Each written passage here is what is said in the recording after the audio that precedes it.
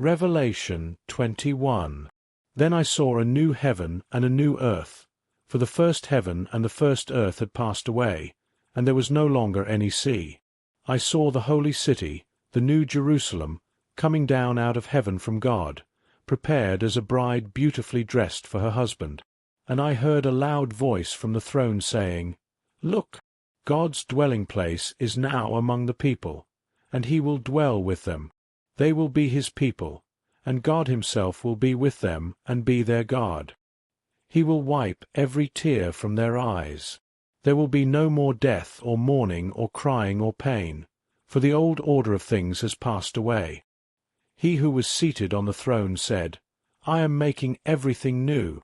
Then he said, "Write this down, for these words are trustworthy and true." He said to me, "It is done.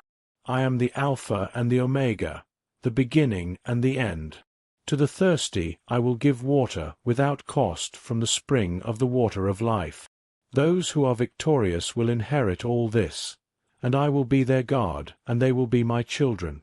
But the cowardly, the unbelieving, the vile, the murderers, the sexually immoral, those who practice magic arts, the idolaters, and all liars, they will be consigned to the fiery lake of burning sulfur. This is the second death. One of the 7 angels who had the 7 bowls full of the 7 last plagues came and said to me, "Come, I will show you the bride, the wife of the Lamb." And he carried me away in the Spirit to a mountain great and high, and showed me the holy city, Jerusalem, coming down out of heaven from God. It shone with the glory of God, and its brilliance was like that of a very precious jewel, like a jasper, clear as crystal. It had a great high wall with 12 gates, and with 12 angels at the gates. On the gates were written the names of the 12 tribes of Israel. There were 3 gates on the east, 3 on the north, 3 on the south, and 3 on the west. The wall of the city had 12 foundations, and on them were the names of the 12 apostles of the Lamb.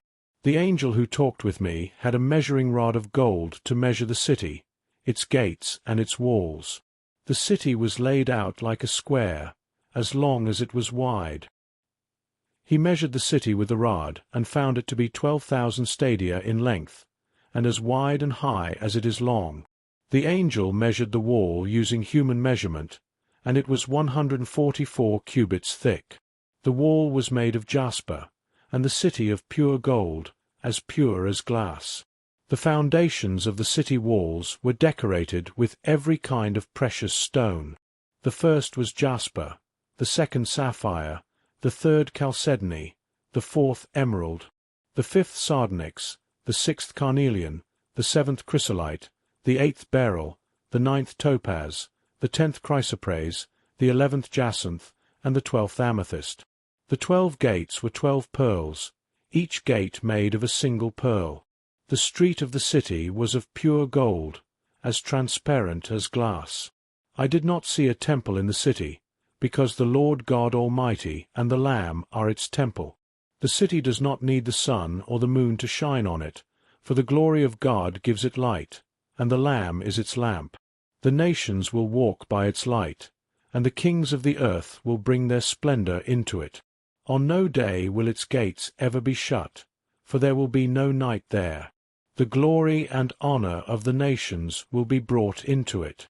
Nothing impure will ever enter it, nor will anyone who does what is shameful or deceitful, but only those whose names are written in the Lamb's book of life.